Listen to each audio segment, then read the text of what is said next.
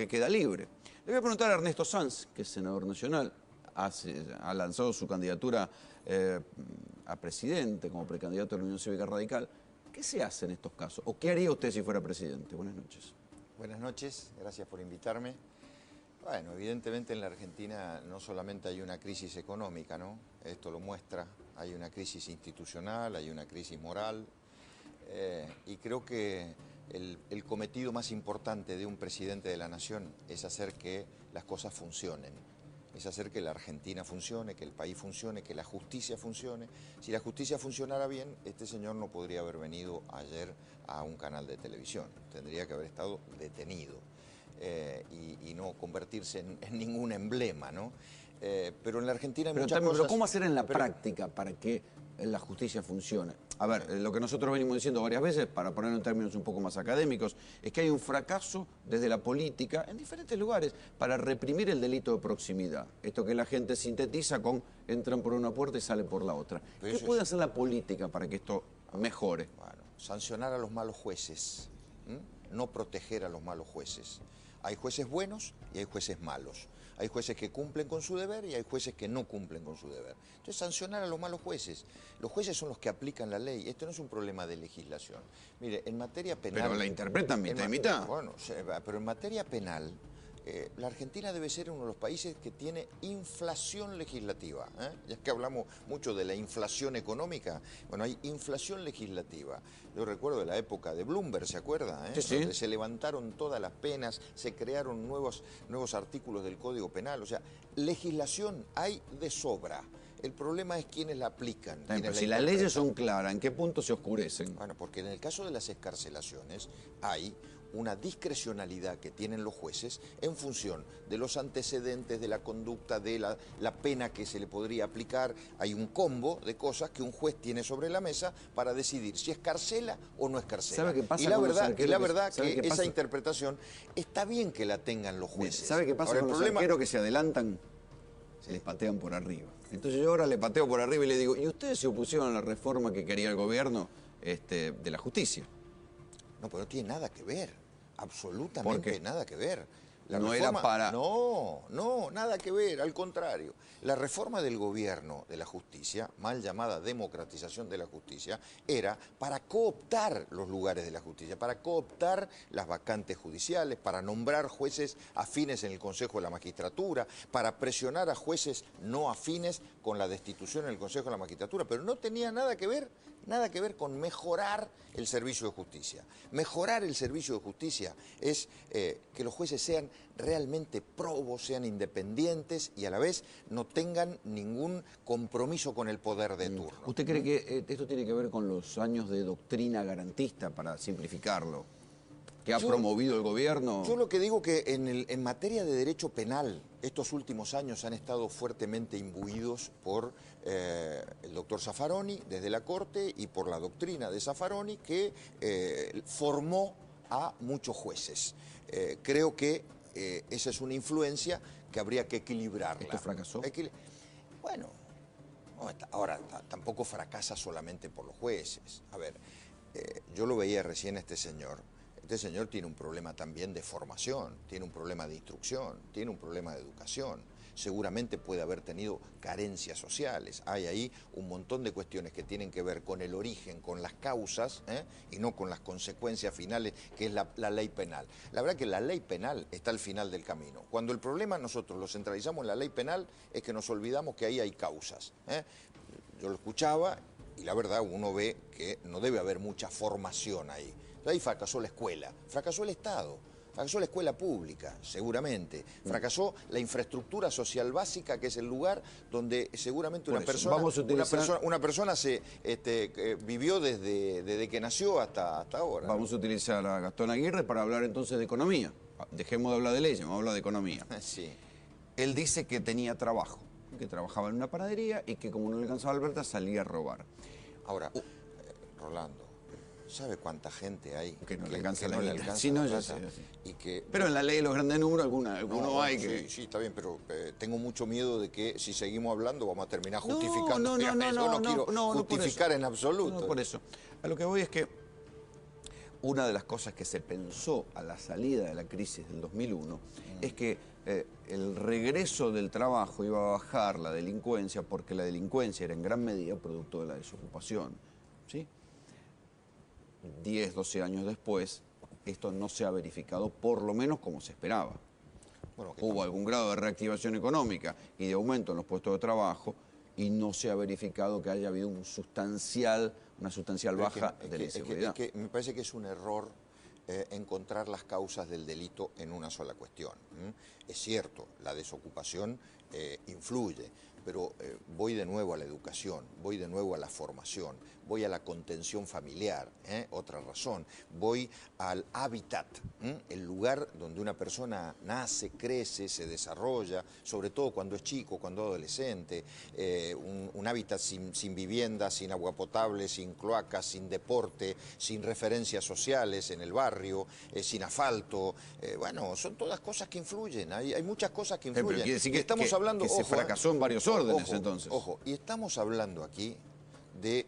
En realidad uno no debería hablar solamente de este tema cuando habla del delito, porque esta persona que es una sola y que uno puede decir, bueno, tiene todas estas características, es una parte del delito, pero ¿qué pasa con el delito organizado, con el crimen organizado? ¿Qué pasa con lo que ya no es una sola persona y en una circunstancia como esta que explicó él, que salió, agarró la moto, fue y asaltó? ¿Qué pasa con el crimen organizado? Ahí ya no hay una cuestión de causas sociales, hay una cuestión de delincuencia profesional, de gente que eligió un camino de la vida, que no es el camino correcto, un camino equivocado, pero frente a lo cual el Estado tampoco está teniendo hoy una respuesta. Acá hay una ausencia del Estado muy fuerte, ausencia del Estado al comienzo, ausencia del Estado en el medio y ausencia del Estado al final. Y esto es un problema, sí, de la política, esto es un problema de debate político, sin duda.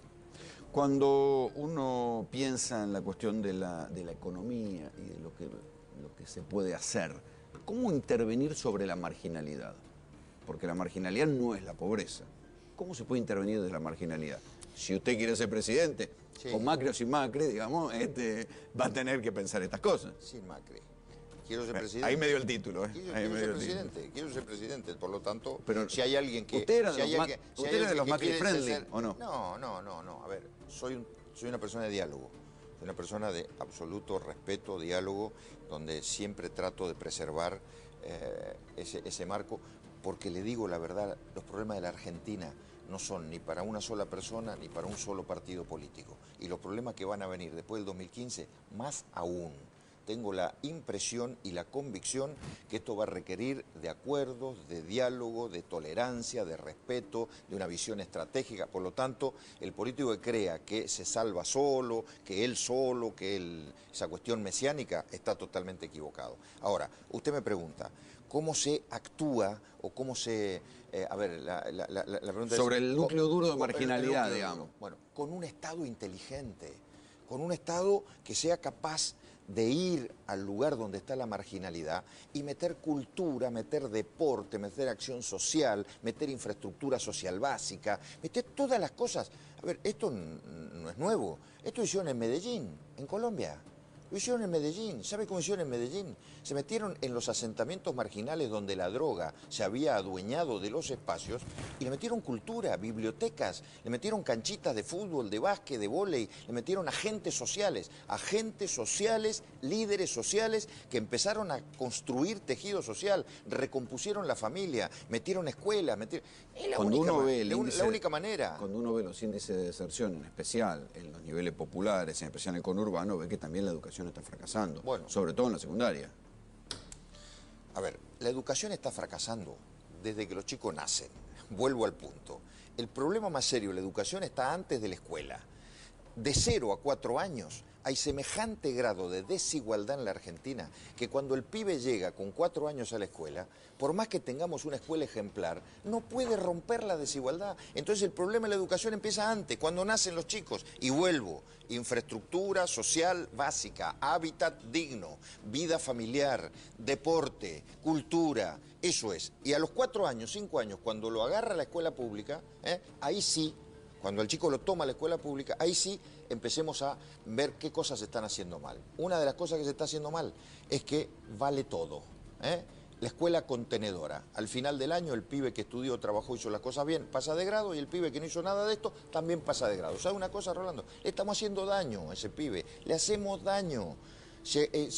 Nos hemos olvidado del mérito, el esfuerzo, el sacrificio. Que fue fundamental en la cultura de la educación argentina. Pero por supuesto, yo estoy a favor de un modelo educativo riguroso y exigente, que sea capaz, al que anda bien, premiarlo y estimularlo, y al que anda mal sea capaz de ayudarlo, de sacarlo del pozo y de ponerlo en la senda del mejoramiento. Sanz, esa es la escuela. Una pregunta. Usted es parte de la clase política, indudablemente. Sí. ¿Por qué cree que estas cosas no se discuten y solo se discuten, o mejor dicho, se enuncian en las proximidades de una campaña electoral? No, se discutió, mire, no es tan así. En el año 2005... ¿Usted dijo que faltaba debate sobre eso? En el año 2005, bueno, en el año 2005 estas cosas se discutieron, pero se discutieron desde otro paradigma. Cuando se sancionó la ley de financiamiento educativo, que fue por unanimidad en el Senado, se discutió desde el paradigma del dinero. Parecía que el problema de la educación en la Argentina era la falta de plata. Era presupuestario. Entonces pasamos de 3,5 puntos a 6 puntos. Se cumplió, la verdad que se cumplió. Y ahora nos damos cuenta que el paradigma no era cuantitativo, era cualitativo. Ahora, la ley debería haberse discutido de nuevo en el año 2010 porque eran 5 años, venció en el año 2010. Desde el año 2010 estamos en falta. Ahora, yo la verdad no me hago cargo de esa falta porque desde el año 2010 venimos reclamándole al gobierno y el gobierno no la quiere discutir. ¿Por qué? Porque los índices... Han bajado mucho los índices de calidad. Entonces al gobierno le cuesta mucho reconocer esos errores. Es como la inflación, le cuesta mucho reconocer la inflación. Cuando en verdad el gobierno, reconociéndolo, me parece que tiene más grandeza, tiene más fortaleza. Pero si lo metemos debajo de la alfombra, tanto la inflación como los índices de calidad, un día explotan. Y bueno, cuando explotan... Usted en la respuesta anterior habló del post-2015, o sea, sí, de la herencia del kirchnerismo. Yo sé que el que llega siempre dice que le dejan una pesada herencia, pero... Sí, no, a ver, que yo no sé cuál va a ser la Argentina del 2015. Lo que sí sé es que el gobierno tiene 1 año y unos pocos meses para transitar este final y que puede hacer muchas cosas para que esa herencia no sea pesada, para que esa herencia no sea gravosa, para que esa herencia no sea perjudicial para el conjunto de la sociedad. Ojalá pueda corregir el rumbo, porque el miedo que yo tengo, el temor que yo tengo es que como van profundización. El temor es que como van las cosas y con la tosudez, con la cerrazón, con a veces desequilibrio que tienen para interpretar la realidad. Ellos dicen que es convicción. Sí, bueno, pero a ver, con la convicción no se está yendo como la mona. Cuando Cristina asumió la primera presidencia, la inflación era del 9%. Cuando fue a la reelección en el 2011 era del 25%. Y como vamos, la va a terminar entregando a más del 40%. Entonces, ¿de qué convicción estamos hablando? La convicción es muy buena cuando tiene resultados, pero cuando los resultados son negativos, es porque acá hay algo que está fallando. ¿Imagina un fin de año caliente? Ojalá que no. Ojalá que no, apuesto que no, pongo todo lo que tenga que poner para que no. No sé si hay algunos dirigentes políticos o sindicales que pueden estar pensando otra cosa. La verdad, se equivocan, porque acá no gana nadie. Con un conflicto social no gana nadie. Pierden todos. Los más vulnerables, los que gobiernan, los que no gobiernan, la gente, la sociedad empieza otra vez con el que se vayan todos, ¿no? ¿Cree que se va a poder salir de la crisis de los fondos buitre a fin de año, como especula el gobierno? ¿O la ve mal usted? No creo que se pueda aguantar mucho, además porque hay un andarivel de soluciones, de cosas que se pueden hacer, que el gobierno no sé si las está explorando en secreto o si compró el discurso épico y no las está explorando, pero creo que se pueden explorar en cualquier momento. Se lo veo muy enojado con Capitanich en el ¿A mí? Senado, sí. Bueno. No, para nada, no me enojo. Soy apasionado. Y le preguntaba a Capitanich cosas que él no me respondía y entonces, bueno, trataba de profundizar. ¿Qué van a hacer con Vudú? Seguir todas las sesiones que él presida pidiéndole que se aparte del cargo porque nos parece un despropósito e inconducente que él siga presidiendo. Mucha bola no les dieron. No, bueno, así le va. Pregúntale a la gente. Sanz, muchísimas gracias por venir. Gracias. Arrancamos este bloque hablando de Gastón Aguirre, el famoso motochorro. Lo que nosotros decíamos es que este muchacho se ha convertido en una especie de símbolo. ¿Sí? ¿Por qué? Primero por lo que representa, pero también por el debate que generó. Veamos un poco más de lo que dijo ayer y cómo se constituyó en un personaje y en un debate.